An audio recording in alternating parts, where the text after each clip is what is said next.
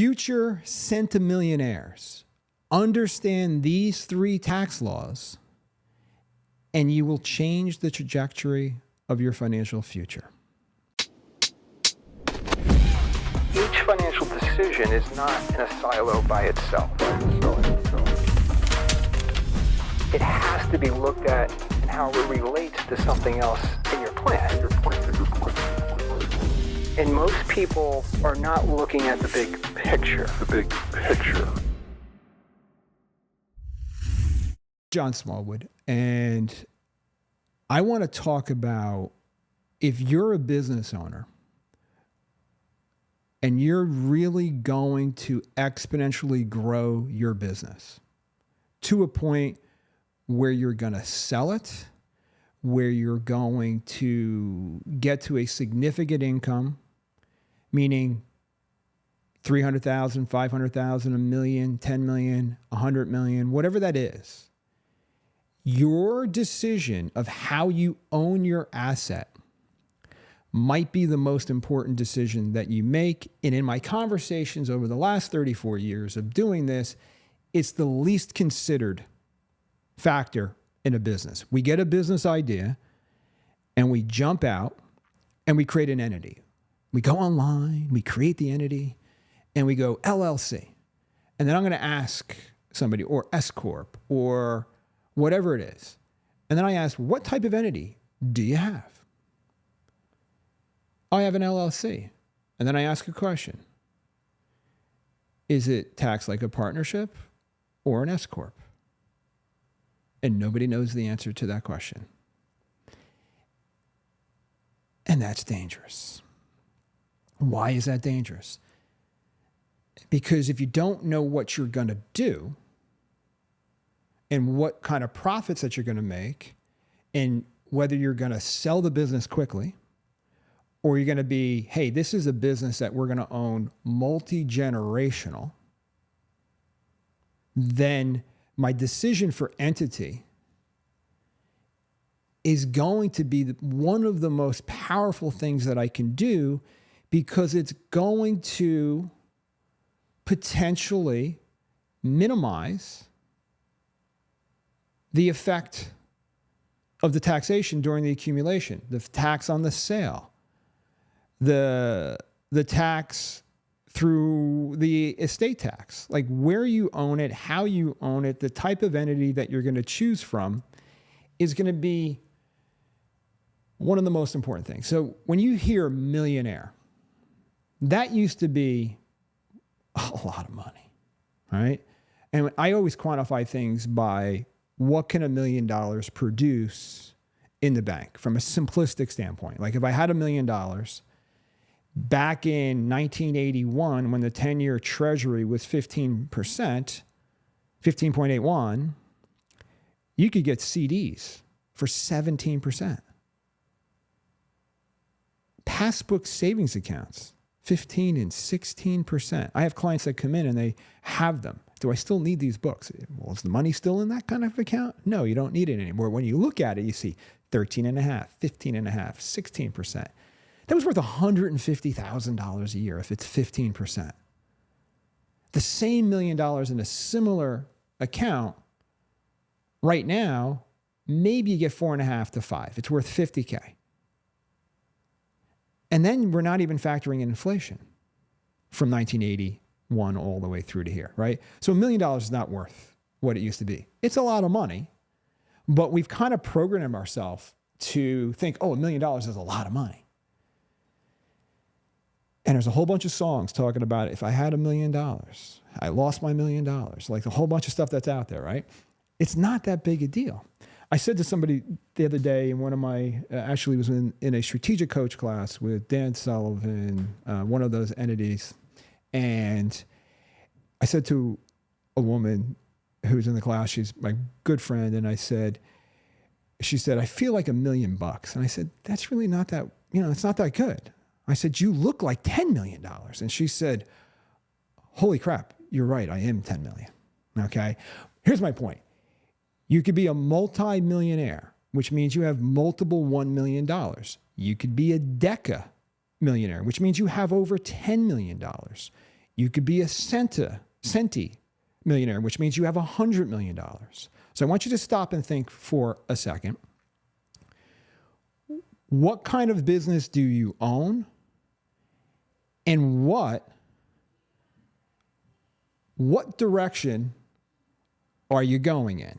But the whole key to what we're doing is, are we building the future business that's going to be worth 20, 30, 40, 50, 100, 200, $1 billion? If that's what you've got in your brain, how you're going to sell it, how you're going to pay tax between now and the distribution rate, meaning the distribution time frame, and then once you've created it, let's say you're really, really successful and you've got a company that's just crushing it. And you're going to sell it for $100 million and you're going to net $100 million after tax. It's pretty damn successful. It doesn't happen often, right? And then for the last 10 years, 15 years, you've been killing it, crushing it, grinding, doing all the things to make that business become what it is. And now you get this $100 million and you're going to put it in the bank and you're going to make $4 or $5 million a year. And that might not even be what you were earning out of this business before you sold it. That's a whole other conversation. We're not going to dive into that today. But hey, it's $4 or $5 million a year. I'm 50 years old and I am, I'm having a blast. And then you go meet with your new advisory team that you've elevated yourself up to because you now have the wealth. And they said, well, this is great. Tax Cuts Job Acts of 2017 is going to expire in 2026. And there's going to be, right now there's a $13.5 million exemption. So $26 million, basically, if you're married still, is excluded from estate tax. The other 75 or so million is going to be subject to a 35 to 45% inheritance tax due in 9 months, upon the second death. And you're like, what? I just worked my freaking ass off and I'm going to give 45% of my net worth, whatever you want to call it, in inheritance tax? And you're going to tell me if I had proper advice, we could have avoided that? That's what I'm going to tell you. So there's a couple different factors that I want to go into this, right? We're going to talk about how to own the business properly, to avoid these things, to increase creditor protection, to decrease taxes. We're going to talk about the proper business entity. We're going to talk about the current deductions and are you benefiting from the current deductions that are currently here? There's 2 years left. There could be longer depending upon the election that comes up and depending upon the Senate and the House and all the things. There's so many factors, right? But here's the thing. If you're going to be that successful, do you beat it? That's not a derogatory term, okay? BDIT. Do you have a beneficiary, defective income trust or inheritance trust, depending upon who's designing the document? And what the F is that? Okay, I'm having fun because this is fun, right? So we're going to go back in the timeline. Right now, before you sell this company, before you make another dime, what if you could remove this asset and the growth, the fiery growth of this asset out of your estate, freeze it in the estate right now? Your company might be worth $20 million right now. This still applies to you. Your company might be worth $40 million, but it's going to a couple $100 million. This is foundational. This is something that I believe everybody who's going to be successful. If you're not going to be successful, you can hit pause on the concept now. I'm kidding. Maybe you want to get some inspiration to be successful. But if you're going to be successful and you're going to design your business to be an exponential business and you're going to grow this, one, you got to dig under the entities. We're going to talk about entities later. I'm going to come back to that. That's going to be a separate version of this, right? But regardless of the entity type, if this business is going to be successful, you want, let me ask this question. Do you want to pay less taxes in the future in all aspects of taxation? Do you want to have the best asset protection that you can possibly have? Do you want to have control over the assets? Do you want to make sure that your family who inherits this money doesn't lose it to their creditors, their divorces, their bad business decisions that we've all made, right? Do you want this money to go to other corporations or you want it to stay in the family? That's your choice. And that's what I want to talk about. Okay? So this beneficiary defective inheritors trust. There's a bunch of documents out here. We have some documents that are available. If you're interested and you want to say, what the hell is this? You can always set up one of our wealth curve conversations with one of our qualified, really well-trained advisors, and we can talk to you about, if you're a business owner, what this thing means. But I'm going to give it to you. I'm going to give you 100% of what we do. So right now, let's pretend for a second that my wife and I own this business that is crushing it 50-50 each. We both own it. We're both active in the business. And we are going to blow this thing up to be unbelievably exponential. And we know it because we've done our goal setting. We've got the right team around us. We've got the right marketing. We've got the right accounting. We've got the right, everything is moving this business. We are highly profitable. We are dialed in. We have the elements of success in this thing. And I'm going to pretend for a moment that business had a really good 2023 and is on track to crush it in 2024. And this thing is going to be worth a lot of money, but it's going to be worth a lot more money 5 years from now. And the spider web, the reach that you have in 5 years will be significantly greater than what you have now. In every business, you're going to get an opportunity along the way. If you follow the same pattern that you're doing now, you're actually compounding your problems. Okay? Meaning, I open up a new business. I get new partners on this. I buy a building. I buy an investment portfolio. I buy. The location where I buy is now going to be in a position where it's in the wrong location. It's being exposed to creditors. So you basically, here's the common mistake that I see a lot of people think through, right? The thinking is wrong. I have an LLC, so I am protected from creditors from the business direction, right?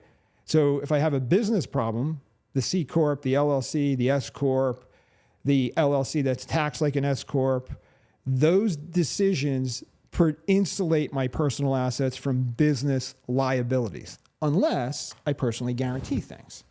We have a large bankruptcy in our area right now where there's a lot of personal guarantees on it. So the corporate veil has been pierced because you've personally guaranteed shit, okay? But that's not where I want to go. So my point of this is with this beneficiary, this BETA, this beneficiary defective inheritance trust, as you're building wealth, you're compounding your problems and making these problems significantly better. So on the rise from a $10 million valuation to $100 to $200 to $300 million valuation, you're generating profit and income, and you're reinvesting it in other assets that are creating exponential growth in multiple places. That's the goal, right? If there's any other goal than that, I don't know what the hell it is. All right. I'm having fun. Could be charitable, could be whatever you want to do, right? So if somebody in my household, generation above, preferably, opened up an inheritors, beneficiary, defective inheritors trust. When I say defective, we'll talk about why. And they create this entity for my wife and I.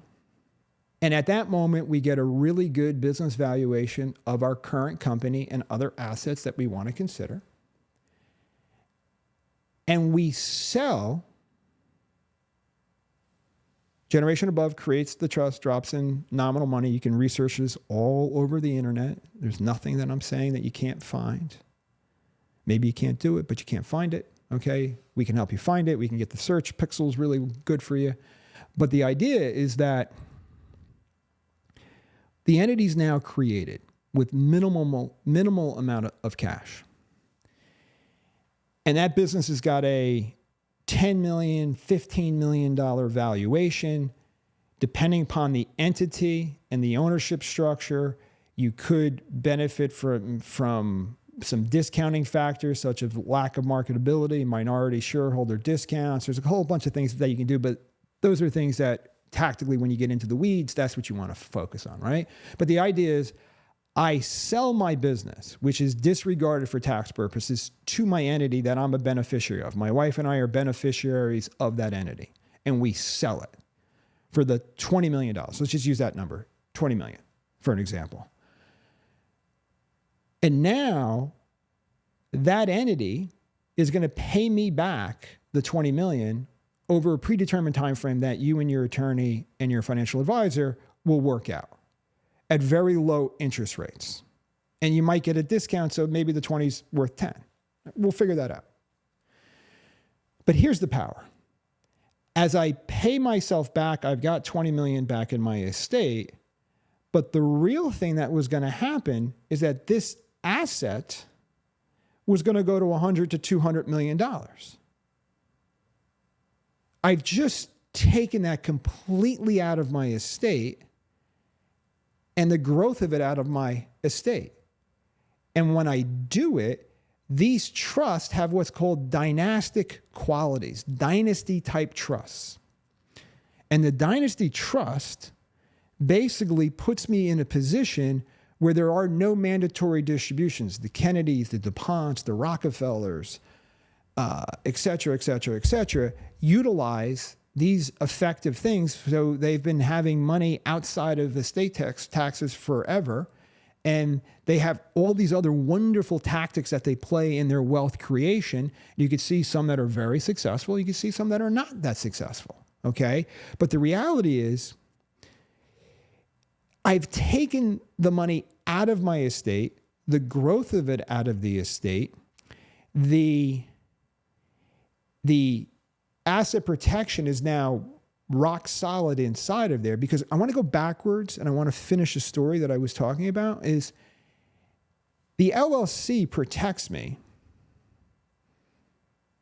or the C Corp protects me if the corporation's getting sued. But where's the bigger where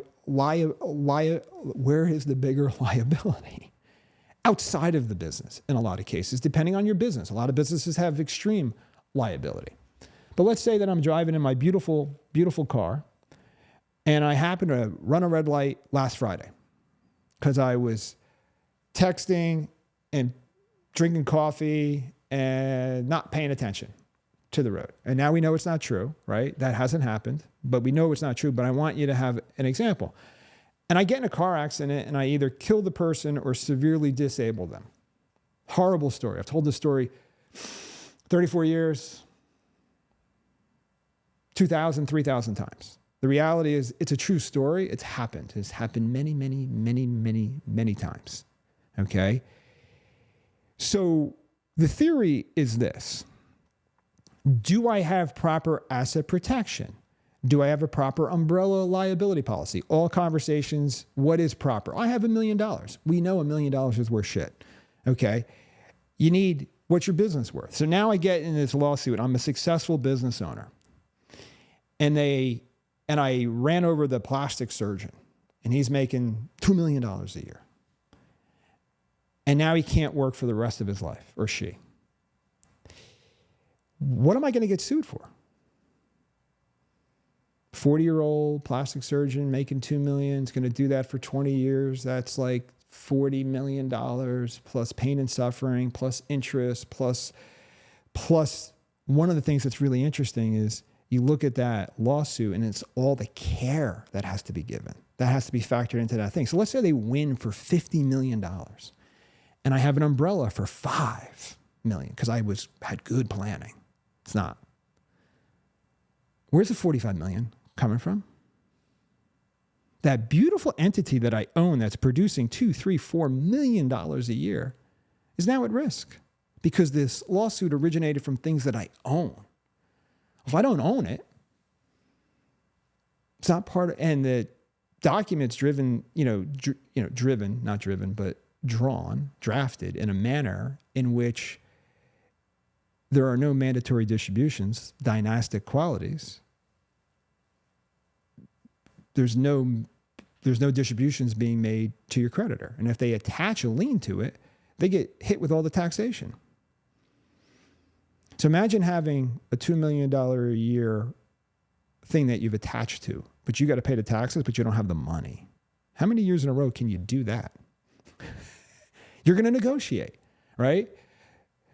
But that's a small thing. But the reality is everything that you own is in that same spot. So my investment account would have been long gone. My real estate that I owned would have been long gone.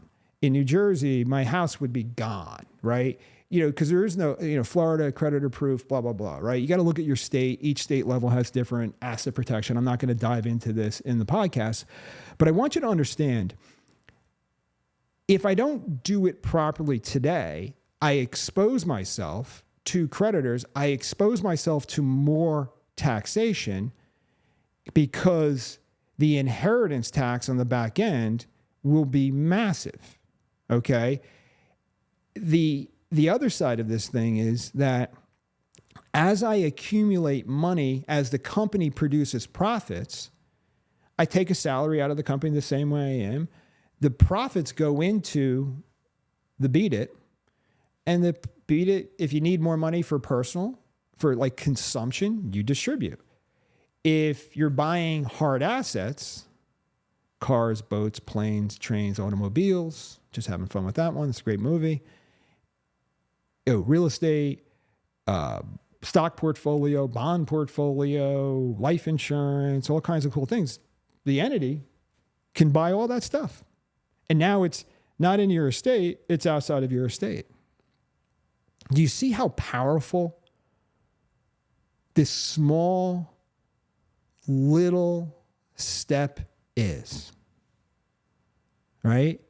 And if I think through where I'm going, and I truly think through where I'm going, and I am very, very convinced that I am going to end up at a fabulous place in the future, and because I'm doing it now, and I'm growing this business, and we're going to accumulate wealth. This is fabulous think about it, for a multi-generational business. I'm right now I'm second generation. I have third generation in my business. I've got multiple people and clients and people that I know that are third and fourth generation in their family businesses. Think about how powerful this decision is going to be if you really think through this the right way. You have the time to focus on this, but you don't know about it. And if you knew about it, you would be like, holy shit, I got to get this done yesterday. Okay? Because this is the most important decision I'm going to make, because right now it's allowed. It's a viable strategy. There's multiple different ways to do it. There's spousal lifetime access trust. There's many ways to skin the cat here. But the key is stop, take a breath, have a conversation with somebody that understands this, pros and cons, because there is a pro and there is a con. Actually, there are pros and cons, multiple pros, multiple cons in every decision that you make. If you don't understand what that means and what it means to your financial plan, and the person you're talking to doesn't understand, this isn't even remotely thinking about it because, one, they don't have a vision. They've never built anything. They're not thinking about anything, right? They just work for somebody. And as your advisor, I don't know. I woke up on the wrong side of the bed today. I was a little angry, a little frustrated. You can maybe hear it in my voice. But the reality is, like, people are getting advice from people that don't understand what you're doing. And they don't know to tell you about this because they don't know what we're talking about. And I'm trying to be very PC with this, but I think this is the most important decision that anybody in the business can make. The entity is the second thing. We're going to talk about that in the next podcast. The entity decision is going to be one of the most important things that you do, but more importantly, the ownership of the entity, I believe, is much more important.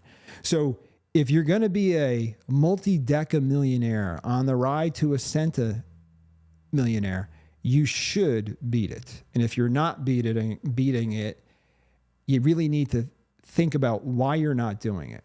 Because if you wanted your money to have the least amount of drag on it and the most amount of creditor proofing, and I say drag, tax drag, etc., right? If I wanted that to have control over my money, to have it multi-generational, to have my business be multi-generational, to have my wealth protected, to be able to enjoy my wealth, to buy things, to own things, to enjoy things, then this is the right strategy for you. On the other end of the coin, if you happen to be listening to this and you're not a business owner, or you're going to be inheriting money from family members that's going to be significant, the last thing that you want to do is inherit money into your name, because then you have the same problems. So like if you're going to inherit a shitload of money from your family, whatever that shitload is, and if you're really successful, and you're going to inherit money, that's just compounding all your problems on top of it. It's like throwing another log on the fire, and the tax ripple man is rippling, crackling all over the place, right? And sparks are flying. But the reality is, you need to go to your family and say, I know I'm going to inherit this capital. I should inherit it in the form of the same dynastic type of trust. I'm in a business, architects, accountants, physicians, they can be sued above and beyond their malpractice insurance, which exposes personal assets. All right. Other businesses, you can't be. So it's really interesting, right? So great conversation. Hopefully you found value. Check out our website, smallwoodwealth.com. Check out our YouTube channel, which is Money Isn't. You're on the podcast listening to this now. Share this with as many people that you think could benefit from it. Make comments. I want your comments. I don't care what the comments are. We want to understand what your comments are because we think this is really important.